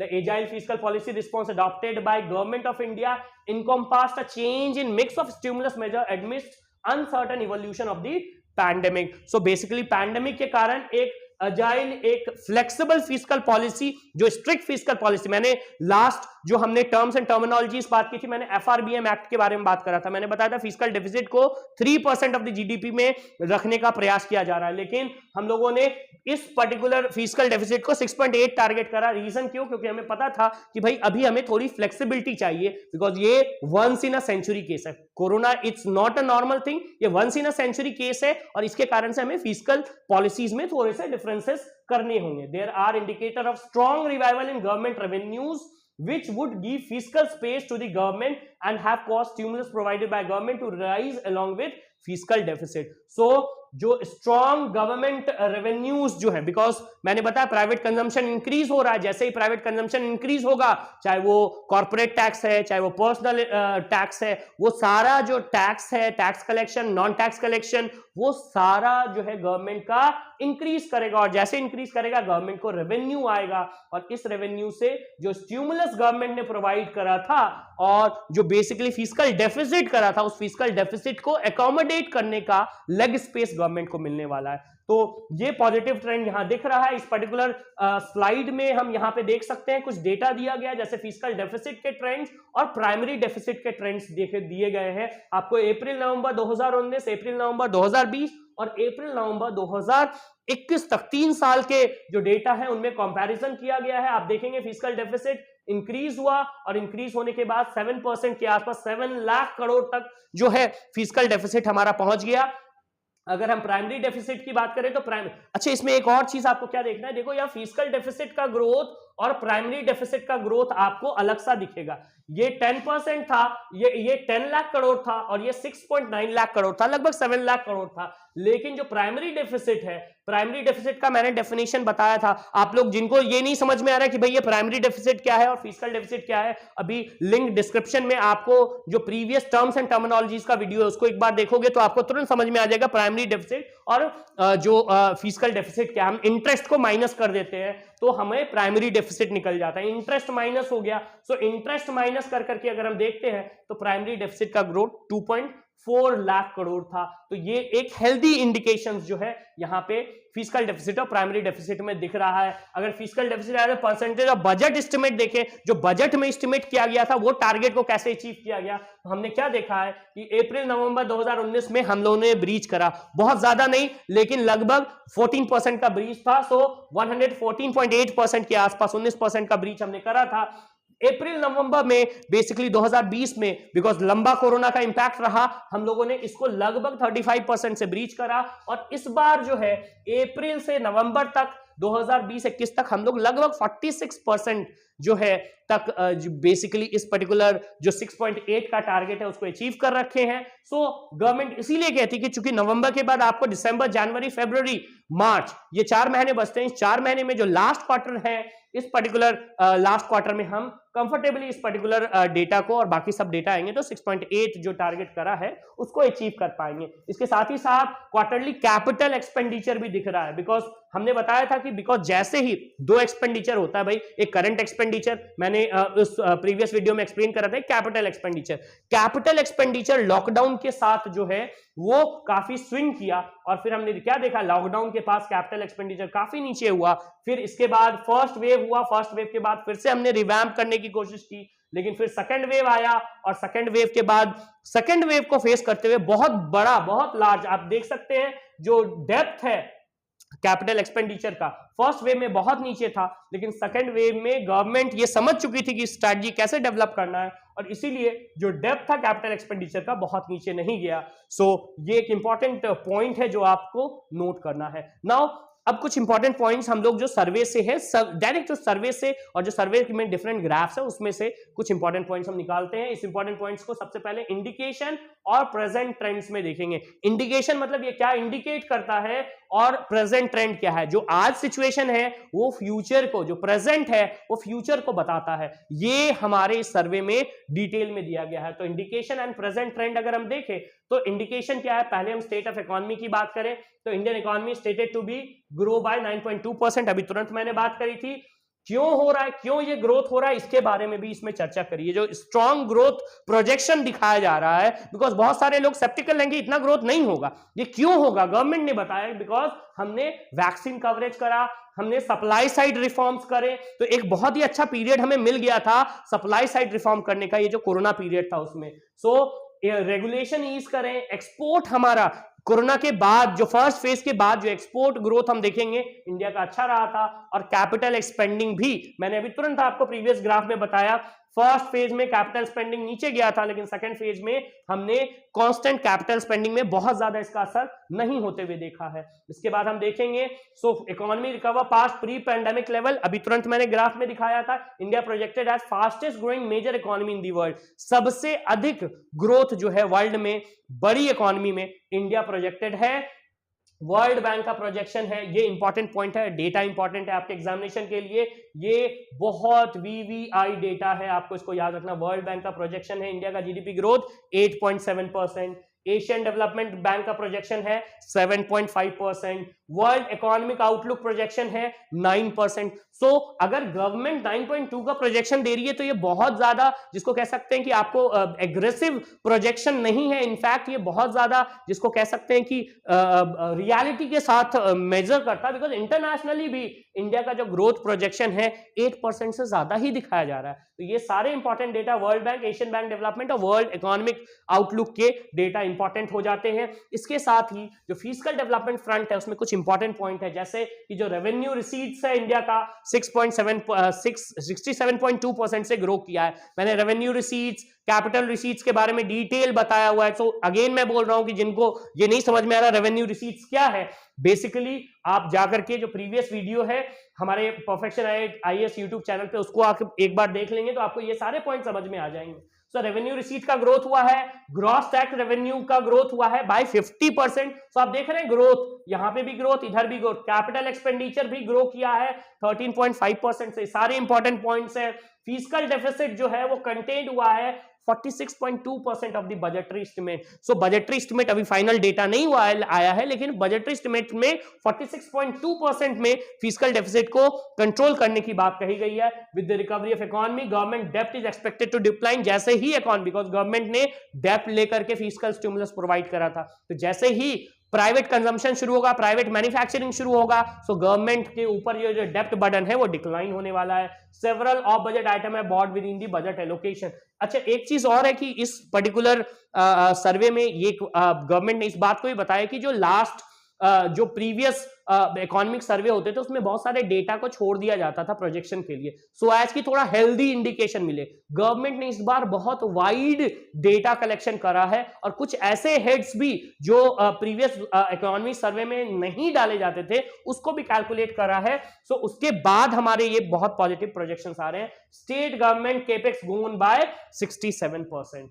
सो स्टेट गवर्नमेंट के बारे में भी हम अभी आगे के स्लाइड्स में देखने वाले हैं। दी एक्सटर्नल्स, सो एक्सटर्नल सेक्टर का परफॉर्मेंस कैसा रहा, अभी तो हम लोगों ने डिटेल शॉर्ट में देखा, अब डिटेल में देखते हैं। The balance of payment remain positive in view of the faith in Indian market. Balance of payment जो है, इनफैक्ट जो कोरोना का पूरा काल रहा था, कोरोना के पूरे काल में बैलेंस ऑफ पेमेंट हमारा पॉजिटिव रहा है। आपको पता है बैलेंस ऑफ पेमेंट के बारे में, बैलेंस ऑफ पेमेंट दो पर्टिकुलर पार्ट में डिवाइडेड है। एक हम देखते हैं the current balance of payment और एक कैपिटल बैलेंस ऑफ पेमेंट देखते हैं। सो हम क्या देखते हैं कि जो कैपिटल बैलेंस ऑफ पेमेंट है, एफडीआई, एफआईआई काफी स्ट्रांग, बिकॉज इंडिया की इकोनॉमी में फेथ है, फंडामेंटल्स में फेथ है, तो अच्छा ग्रो हुआ है। हाँ, हम कैपिटल में देख सकते हैं कि हमारा जो इंपोर्ट है, कुछ हम लोग बहुत ज्यादा हेविली डिपेंडेंट है ऑयल इंपोर्ट और इसके ऊपर, लेकिन फिर जो हमारे इनविजिबल्स है, जो सर्विस सेक्टर है, उसमें हमारा स्ट्रॉन्ग ग्रोथ दिख रहा। तो ओवरऑल अगर हम बैलेंस ऑफ पेमेंट का कैलकुलेशन करें तो वो पॉजिटिव आता है। तो balance of payment remain a positive in view of faith in Indian market which has shown by national and international players and a robust capital investment. So capital investment भी constantly होता रहा. The forex reserve accumulation is equivalent to 13 month of the merchandise export. So forex reserve जो है, हम क्या देखेंगे, अभी तुरंत हमने पढ़ा था कि forex reserve जो है it touched $633.6 billion as of December 31st 2021. So ये 13 मंथ का जो हमारा इंपोर्ट है उसके बराबर है. ये भी एक इंपॉर्टेंट पॉइंट है. The fiscal stimulus provided by the government worldwide have caused inflation. Inflation हर जगह है, इंटरनेशनली भी. इनफैक्ट अभी जो यूएस मार्केट है, जो यूएस फेड रिजर्व है, उनने इन्फ्लेशन को कर्व करने की बात करी और इसी के कारण से अभी स्टॉक मार्केट पे भी, इंडियन स्टॉक मार्केट पे भी इसका प्रभाव पड़ा है. हमने क्या देखा है कि वो जैसे ही एक बेसिकली इन्होंने कर्व करा, जो एफआईआईज थे वो पैसा जो है इंडियन इकोनॉमिक मार्केट से निकालने लगे थे, जिसके कारण से स्टॉक मार्केट थोड़ा नीचे गया. बट ये एक ओवरऑल करेक्शन है, इसको मार्केट करेक्शन कहते हैं. जो ये ओवरऑल मार्केट करेक्शन जो है वो throughout the world, throughout the major economy आपको देखने को मिलता है. तो यही पॉइंट ये कहता है कि the fiscal stimulus provided by the government worldwide have caused inflation and the fiscal strategy is now moving towards liquidity tapering. Now liquidity tapering क्या है भाई? टैपर करना क्या होता है? किसी चीज को जो है छोटा करना होता है. तो भाई लिक्विडिटी ज्यादा डाला गया था, फिस्कल स्टिमुलस में मनी पंप किया गया था इकोनॉमी में. अब वो जो मनी, एक्स्ट्रा मनी है, वो इन्फ्लेशन कॉज कर दिया है. उस इन्फ्लेशन को कर्ज करने के लिए मार्केट से इस मनी को निकाला जा रहा है. कैसे मनी निकालेंगे? जो जैसे इंडिया में हम देखते हैं, हम लोग को डिफरेंट मेथड है, रेपो रेट है, रिवर्स रेपो रेट है, आपका सीआरआर है. डिफरेंट मैकेनिज्म के थ्रू जो है, जो डिफरेंट मॉनेटरी टूल्स है, उनके थ्रू जो है आपको क्वांटिटेटिव और क्वालिटेटिव मॉनेटरी टूल्स है, उसके थ्रू लिक्विडिटी टैपरिंग की जाएगी और इससे इन्फ्लेशन को कंट्रोल किया जाएगा. बिकॉज जो वो जो स्पेशल पीरियड था जहां पे फिस्कल स्टिमुलस डालना था, वो अब चला गया है और अब धीरे धीरे इकोनॉमी स्वतः ही, खुद ही जो है वो बूस्ट करेगी. The silver lining for India is the comfortable foreign exchange. हमारे लिए अच्छी बात क्या है कि हमारा फॉरेन एक्सचेंज बहुत कंफर्टेबल है, strong foreign direct investment and a good export. Export growth भी इंडिया का बहुत बेहतरीन रहा है. कुछ इंपॉर्टेंट पॉइंट देखे. सो हमारा जो मर्केंडाइज एक्सपोर्ट है वो प्री कोविड लेवल पे चला गया है. अगर हम सर्विसेज देखें तो जो नेट सर्विसेज है उसमें भी हम पॉजिटिव्स हैं. नेट कैपिटल फ्लो अगर हम देखें तो वो $60.6 मिलियन है फर्स्ट हाफ में, तो जो भी एक पॉजिटिव साइन है. बीओपी सरप्लस भी है, balance of payment surplus of 63.1 billion in the first half. अभी केवल डेटा फर्स्ट हाफ का आया है, कंप्लीट डेटा नहीं आया है, लेकिन फर्स्ट हाफ में भी हम पॉजिटिव में आ रहे हैं. फॉरेक्स रिजर्व के बारे में चर्चा की थी. India was 4th largest forex reserve holder in the world as of November 2021. Important point है, एग्जामिनेशन के लिए ये इंपॉर्टेंट पॉइंट हो सकता है. India was 4th largest forex reserve holders. Next slide देखते हैं. Next slide cause and effect के बारे में बताया जा रहा है. मैंने बताया था कि भाई कॉज एंड इफेक्ट क्या होगा. अगर आप फिस्कल स्टिमुलस करेंगे तो इन्फ्लेशन तो आना है. सो फिस्कल प्राइस एंड इन्फ्लेशन के बारे में यहां पे कुछ इंपॉर्टेंट पॉइंट दिया गया है. जैसे the average consumer price index combined reduced to 5.2% in pre April 2022 from 6.6 last year. So हम क्या देख रहे हैं कि इकोनॉमी अब धीरे धीरे रिकवरी के तरफ चल रही है. जो डिफरेंट जो शॉकवेव थे कोविड के, वो शॉकवेव अब एब्जॉर्ब हो रहा है और इसी तरह से इसको देख सकते हैं. जो कंज्यूमर प्राइस इंडेक्स था जो कि पहले 6.6 था, वो घट करके 5.2 आया है. सो ये धीरे धीरे एक पॉजिटिव साइन है. फूड इन्फ्लेशन भी जो है रिड्यूस टू 2.9% अगेंस्ट 9.1%. 9.1% था कोविड टाइम्स में और अभी 2.9%. लार्ज गैप, यॉर्निंग गैप आपको दिख रहा है. फूड इन्फ्लेशन में इफेक्टिव सप्लाई साइड मैनेजमेंट भी किया गया है. जैसे मैंने बताया कि ये जो फेज था, इसमें सप्लाई साइड मैनेजमेंट करने का गवर्नमेंट को बहुत अच्छा टाइम मिल गया था. गवर्नमेंट ने इसको कर्व करा है. Proactive measures were taken to contain prices of pulses. तो जो डिफरेंट बेसिक फूड आइटम्स थे उसको, उनके प्राइसेस को कंट्रोल करने के लिए गवर्नमेंट ने डिफरेंट स्टेप्स लिए हैं। प्राइसेस ऑफ इन्फ्लेशन में हम देखें, wholesale price index increase to 12.5%। हमने अभी आपको ग्राफ में बताया था कि बेसिकली जो कंज्यूमर प्राइस इंडेक्स है वो तो कंट्रोल रहा, लेकिन जो होलसेल प्राइस इंडेक्स था उसको कर्व करने के लिए गवर्नमेंट को बहुत मशक्कत करनी पड़ी और ये थोड़ा सा बढ़ गया। क्यों बढ़ गया इसके बारे में पॉइंट दिया गया कि लो बेस, प्रीवियस ईयर में लो बेस था बिकॉज कोरोना के कारण कोई ग्रोथ हुआ नहीं था। Pickup in economy activity, economic activity अचानक से फर्स्ट फेज के बाद इकोनॉमिक एक्टिविटी बढ़ी है, इसके कारण से भी हम क्या देख सकते हैं कि होलसेल प्राइस इंडेक्स बढ़ा है। तो ये बहुत बड़ी चिंता की बात नहीं है, it is nothing to worry because ये होलसेल प्राइस इंडेक्स थोड़े समय के बाद नॉर्मलाइज हो जाने वाला है, ये इस पर्टिकुलर सर्वे में कहा गया है। डेटा मैंने होलसेल प्राइस इंडेक्स और कंज्यूमर प्राइस इंडेक्स के बारे में बताया था। कंज्यूमर प्राइस इंडेक्स जो है वो लगभग कंट्रोल में है, जो गवर्नमेंट टारगेट है उसके अंदर है। होलसेल प्राइस इंडेक्स बड़ा है, लेकिन उसके कॉज अभी तुरंत मैंने बताए कि बेसिकली कुछ इंटरनेशनल कॉजेस, कुछ फ्राइट कॉस्ट जो है, फ्रेट कॉस्ट जो है, जो गुड्स एक जगह से दूसरे जगह जाते हैं, कोरोना में स्पेशल बेसिकली प्रिकॉशंस लेने के कारण उनका कॉस्ट थोड़ा सा बढ़ गया। इन सारे कारण से होलसेल प्राइस इंडेक्स जो है वो थोड़ा सा इंक्रीज किया है, लेकिन वो बहुत जल्दी जो है कर्व हो जाएगा। तो this particular point is nothing to be worried upon, that is given in the survey.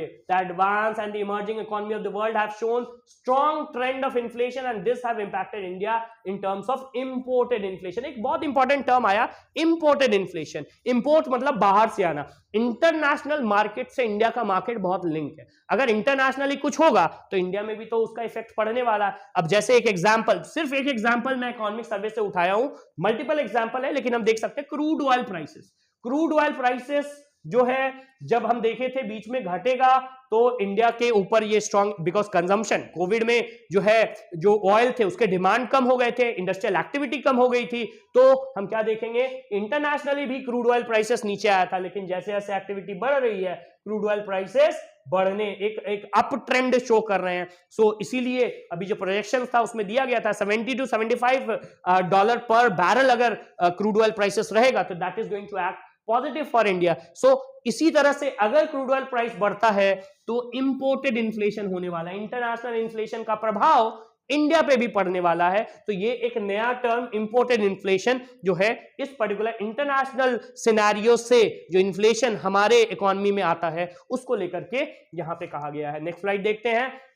Monetary management पे दो इंपॉर्टेंट पॉइंट्स यहां पे आपको नोट करना है। पहले मॉनेटरी मैनेजमेंट और फाइनेंशियल इंटरमीडिएशन को देखेंगे तो year on year bank credit growth, हम क्या देखेंगे कि बैंक क्रेडिट इस पर्टिकुलर पीरियड में ना, corona period was like a reset period, it was like a refresh period. Refresh period में जो सेक्टर थे वो सेक्टर थोड़ा सा गैप लेकर के, थोड़ा सा बिकॉज बहुत ज्यादा एक्टिविटी नहीं हो रहे थे तो गैप लेकर के उनमें फाइन ट्यूनिंग की गई। जैसे बैंकिंग सेक्टर था, बहुत ज्यादा बैंक की एक्टिविटी नहीं हुई, बहुत ज्यादा लोन डिसबर्सल नहीं हुआ, तो इसमें क्या हो गया, जो नेट एनपीए है, एनपीए में थोड़ा सा सुधार हुआ। सो गवर्नमेंट को अपनी स्ट्रैटेजी, बैंक को अपनी स्ट्रैटेजी को फिर से रीस्ट्रैटेजाइज करने का मौका मिल गया, और इसलिए हम क्या देखेंगे बैंकिंग सेक्टर में, मॉनेटरी मैनेजमेंट के सेक्टर में बहुत पॉजिटिव इंपैक्ट आता है। बैंक क्रेडिट का ग्रोथ जो है वो 9.2% हो रहा है। NBA of schedule commercial bank जो कि 11.2% था 17-18 में, वो 6.9% है। एनपीए भी सुधरा है, नेट एनपीए वो भी सुधरा है, 2.2% तक चला गया, 6.6% से 2.2% तक नेट एनपीए गया हुआ है। Capital to risk weightage assets अगर हम देखें तो वो भी इंक्रीज किया, मतलब कि जो आपका capital to risk weightage asset क्या है कि भाई आपका ओवरऑल कैपिटल क्या है और आप इस कैपिटल में क्या प्रोविजनिंग करते हैं। सो ये जो capital to risk weighted assets है वो आपका 16.54%, पहले कितना था 13%, ये भी बढ़ गया है। हाँ ऑब्वियसली जब अभी मार्केट में अप ट्रेंड होगा, जैसे ही बिजनेस एक्टिविटी बढ़ेगी थोड़ा सा इसमें फ्लक्चुएशन हो सकता है, लेकिन एक मेजर करेक्शन जिसको कह सकते हैं वो इस पर्टिकुलर मॉनेटरी मैनेजमेंट में आपको देखने को मिल सकता है। इसके बाद अप्रैल और नवंबर 2021 के बारे में बताया गया है कि 89,066 crore was raised via 75 IPO. Share market इस पर्टिकुलर पैंडेमिक में बहुत ही कमाल किया है, शेयर मार्केट में, और शेयर मार्केट ग्रोथ और शेयर मार्केट को अगर स्टडी अगर आप करेंगे तो आप इस पैंडेमिक में शेयर मार्केट का एक अलग ही इकोनॉमी को बूस्ट करने में, इकोनॉमी को मेंटेन करने में जो है इस पर्टिकुलर शेयर मार्केट ने बहुत अच्छा काम करा है। तो शेयर मार्केट में हम क्या देख सकते हैं कि जो डिफरेंट 75 नए आईपीओ आए थे, अभी भी नए आईपीओ आ रहे हैं। ये इंडियन मार्केट में मार्केट को आउट परफॉर्म करा, इंडियन मार्केट को एक बूस्ट प्रोवाइड करा था। ये इंपॉर्टेंट पॉइंट है। अगर हम बात करें स्टिमुलस, तो अगर गवर्नमेंट ने किसी दो पर्टिकुलर सेक्टर को बहुत अच्छे से स्टिमुलस प्रोवाइड करा है तो वो है जो हमारे डिफरेंट स्टेट्स है, बिकॉज स्टेट्स के पास जो है इतना फाइनेंस नहीं है कि वो इस कोरोना पैंडेमिक, और डिफरेंट लेवल के स्टेट्स हैं, जैसे स्टेट्स लाइक बिहार, वहां पे हम देखते हैं कि जो माइग्रेशन था, माइग्रेशन बर्डन, माइग्रेटरी बर्डन, जो डिफरेंट लेबरर्स थे हर जगह से आकर के यहाँ आए, तो जो माइग्रेशन का बर्डन था वो भी अलग था। तो गवर्नमेंट को और स्टेट्स को अलग अलग तरीके से मदद करनी पड़ी, सेंट्रल गवर्नमेंट को, और इसके साथ ही साथ एग्रीकल्चर सेक्टर, बिकॉज एक ऐसा सेक्टर जो बेसिकली कोरोना पैंडेमिक से अनछुआ था। एग्रीकल्चर सेक्टर को बूस्ट करना, ताकि एक ये मौका भी था कि भाई एग्रीकल्चर सेक्टर पे हम बहुत अच्छे से फोकस कर सकते हैं, और agriculture sector can be a sector जो कि बाकी सेक्टर के जो माइनसेस हैं उसको प्लसेस में डाल सकता था। तो इसीलिए इस दो सेक्टर को स्पेशली फोकस किया गया। Centre support to state during 2021-22 state में क्या हुआ था, enhance limit for borrowing limit बढ़ा दिया गया because of the pandemic. Loan to state in lieu of GST compensation shortfall, अगर जीएसटी कंपनसेशन शॉर्टफॉल हो रहा है तो लोन्स प्रोवाइड किया गया, और scheme for special assistant to state under capital expenditure, जो कैपिटल, बिकॉज स्टेट में जो कैपिटल फॉर्मेशन रुक गया जो कि बहुत जरूरी है, उसको करने के लिए स्पेशल असिस्टेंट जो है प्रोवाइड किया गया। तो सेंट्रल गवर्नमेंट ने इसका ध्यान रखा। और इसी के साथ साथ एग्रीकल्चर में हम देखेंगे कि एग्रीकल्चर में एनिमल हस्बेंड्री, डेयरिंग, फिशरीज, इन सारे सेक्टर को भी एक वाइबल ऑप्शन के तरफ डेवलप करने की बात हुई। टेक्नोलॉजी का यूज इन पर्टिकुलर सेक्टर में बात हुई। Develop and implement small holding, जो जिसको हम कह सकते हैं कि जो लैंड कंसोलिडेशन है, ये पर्टिकुलर सेक्टर था, गवर्नमेंट पूरी तरह से एग्रीकल्चर पे फोकस कर सकती थी और गवर्नमेंट ने करा। और लैंड कंसोलिडेशन, जो छोटे छोटे लैंड पीसेस है वाइबल नहीं है एग्रीकल्चर के लिए, उनको कंसोलिडेट करके लार्जर लैंड पीस में करने की स्ट्रैटेजी भी गवर्नमेंट ने स्मॉल और मार्जिनलाइज्ड फार्मर को ध्यान में रखते करी। Prioritize crop diversification towards oil seed, pulses and horticulture and different activity leading to less water consumption. So environment के साथ एक sustainable agriculture के तरफ भी गवर्नमेंट ने काम करने की कोशिश करी। अगर हम बात करें कुछ इंपॉर्टेंट रिकमेंडेशन की, तो increase in agriculture research and development में इंक्रीज करने की बात जो है ये इकोनॉमिक सर्वे करता है। कहता है the promote of the use of alternative fertiliser, जो डिफरेंट केमिकल फर्टिलाइजर्स हैं उसके इतर कुछ alternative fertiliser like nano urea and organic fertiliser. So nano urea और ऑर्गेनिक फर्टिलाइजर के यूज को इंक्रीज करने की बात करता है। फोकस ऑन न्यू टेक्नोलॉजी, जैसा मैंने अभी कहा था, new technology including drones and AI based decision support system. So artificial intelligence का, ब्लॉकचेन टेक्नोलॉजी का एग्रीकल्चर में यूज यहां पे देखने को मिलता है। हम इसके ऊपर डिटेल वीडियो लेकर के आएंगे कि किस तरह से न्यू टेक्नोलॉजी को एग्रीकल्चर में यूज किया जा सकता है। लेकिन एक बहुत इंपॉर्टेंट पॉइंट, बहुत इंटरेस्टिंग पॉइंट, ड्रोन का तो यूज किया ही जा सकता है सर्वेइंग के लिए, स्प्रेइंग के लिए, फर्टिलाइजर डिस्ट्रीब्यूशन के लिए, लेकिन इसके साथ ही साथ जो है एआई का, आर्टिफिशियल इंटेलिजेंस का भी यूज एग्रीकल्चर में गवर्नमेंट सजेस्ट करते हैं। और support of startup for innovation, और नए इनोवेशंस जो है एग्रीकल्चर सेक्टर्स में, इसकी भी बात गवर्नमेंट करती है। अब रोड टू रिवाइवल। जो फाइनल रिवाइवल है, गवर्नमेंट ने बताया कहां से आएगा, तो जो फाइनल रिवाइवल आएगा वो सर्विस सेक्टर से आएगा। सर्विस सेक्टर का ग्रोथ प्रोजेक्शन बताया गया, 8.2% growth expected in overall service sector में। Muted response of second wave show high frequency indicator like purchasing manager index of air, rail and freight. हम देख सकते हैं कि जो फर्स्ट जो रिस्पांस था उसके इतर जो सेकंड रिस्पांस है सर्विस सेक्टर में, वो रिलेटिवली हेल्दियर होने वाला है। 21.6% ग्रोथ इन सर्विस एक्सपोर्ट भी अगर हम देखें, अगर हम अपने एक्सटर्नल्स की बात करें तो उसमें जो सर्विस है उसका भी अच्छा ग्रोथ हुआ, जो कि फर्स्ट फेज में नहीं था। ये इंपॉर्टेंट डेटा है। India share to commercial service export increase by 4.1%। India का शेयर जो कमर्शियल एक्सपोर्ट सर्विस में डिस्पाइट पैंडेमिक जो है इंक्रीज हुआ है 4.1%, which again is a silver lining. Again अगर हम बात करें सोशल इंफ्रास्ट्रक्चर और एम्प्लॉयमेंट की, एक बहुत इंपॉर्टेंट सेक्टर है, सो इसकी बात करें तो हम क्या देखते हैं, expenditure on social services by centre and state increase from 6.2% of GDP to 8.6% of GDP. Very very important point है, जो बेसिकली जो सोशल इंफ्रास्ट्रक्चर, एम्प्लॉयमेंट और डिफरेंट सोशल सर्विसेज पे स्पेंडिंग है वो बढ़ा है। कितना बढ़ा है? 8.6% हुआ है। Swift recovery in labour market में अच्छी रिकवरी हुई है। Recovery in employment in urban sector to pre pandemic level. So अब फिर से पैंडेमिक का प्रभाव धीरे धीरे लेबर सेक्टर में, माइग्रेशन में, जो एम्प्लॉयमेंट था, जो इंफ्रास्ट्रक्चर था, इन सब पे इसका प्रभाव धीरे धीरे मिटता हुआ दिख रहा है। Job formalization and continued during second COVID wave. So again, as I've said, it was basically opportunity. So जिसको हम आपदा में अवसर की बात करते हैं, वो गवर्नमेंट ने देखा। गवर्नमेंट ने बोला कि भाई ये जो बहुत लार्ज इनफॉर्मल सेक्टर है, इसको थोड़ा सा फॉर्मलाइज किया जा सकता है। सो लेबरर का रजिस्ट्रेशन किया गया और अब उसको इंप्लीमेंट किया जा रहा है डिफरेंट मेथड से। सो ये सेकेंड कोविड वेव का एक पॉजिटिव आउटलुक हम देख सकते हैं। Increase in allocation of fund to मनरेगास में भी फंड को इंक्रीज किया गया। सर्विस सेक्टर का ग्रोथ भी मैंने बताया, -8.4 से 8% का ग्रोथ आया। तो अगेन सर्विस सेक्टर के थ्रू, डिफरेंट सोशल पॉलिसीज के थ्रू गवर्नमेंट जो है अपने सेक्टर को, ओवरऑल इकोनॉमी को रिवाइव करने की बात करेगी। सो स्टूडेंट्स, ये सारे इंपॉर्टेंट पॉइंट थे हमारे इकोनॉमिक सर्वे के, और अगर आप ये पूरा डॉक्यूमेंट पढ़ेंगे तो जो जिस्ट है वो आपको इन 4 पॉइंट्स में दिखने वाला है। ये 4 पॉइंट्स हैं। The government have approach 4-pronged approach.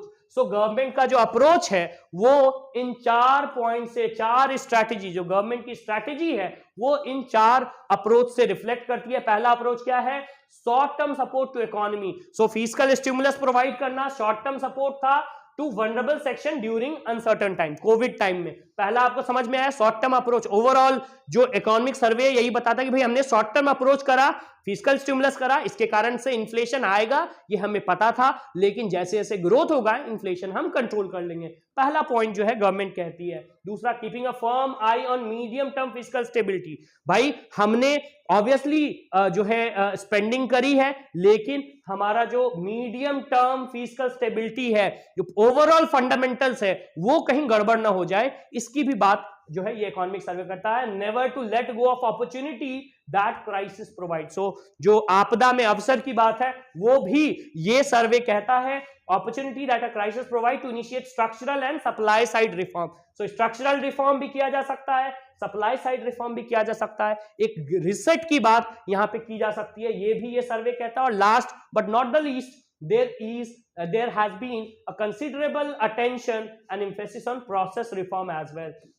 So जो डिफरेंट प्रोसेसेस हैं इसको भी रिफॉर्म करने की बात कही गई है हमारे इकोनॉमिक सर्वे में, और ये हमारे फाइनेंस मिनिस्टर के डिफरेंट जो स्ट्रैटेजी है, इनफैक्ट जो अभी बजट प्रेजेंटेशन हो रहा है उसमें भी ये रिफ्लेक्ट करता है। अभी तुरंत ये बजट आज सुबह 10 बजे की ये इमेज है, फाइनेंस मिनिस्टर जो है budget presenting, paperless budget present होने वाला है। इस पर्टिकुलर बजट के बारे में डिटेल वीडियो हम लोग कल के सेशन में लेकर के आएंगे। स्टूडेंट्स, अगर बजट को समझना है तो अभी जो ये इकोनॉमी बेसिकली इकोनॉमिक सर्वे का डिटेल एनालिसिस था, इसको आप गो थ्रू हो जाए। ये इकोनॉमिक सर्वे इज की टू इकोनॉमिक्स। अगर आप इकोनॉमिक्स में बेसिकली जो डिफरेंट एग्जामिनेशंस है उसमें तो इसका यूज है ही है, लेकिन इकोनॉमी को समझने के लिए, एवन हमने डेली लाइफ में इकोनॉमी को जानने के लिए, जो डेली एक्टिविटी, किस तरह से इकोनॉमी आपको प्रभावित करती है, किस तरह से ईच एंड एवरी, जैसे बजट आपको प्रभावित करता है, बजट आपको इन्फ्लुएंस करता है, बजट को बेहतर तरीके से समझने के लिए आपको ये इकोनॉमिक सर्वे बहुत जरूरी है समझना। सो इसको डिटेल से देखें, सारे पॉइंट्स को मैंने क्लियर किए हैं। अगर कोई भी क्वेश्चन है तो आप कमेंट में डाल सकते हैं। और कल जो हमारे परफेक्शन आईएएस यूट्यूब चैनल पे बजट का विश्लेषण, डिटेल्ड एनालिसिस जो बजट का आने वाला है, उसको देखना नहीं भूलें। Thank you.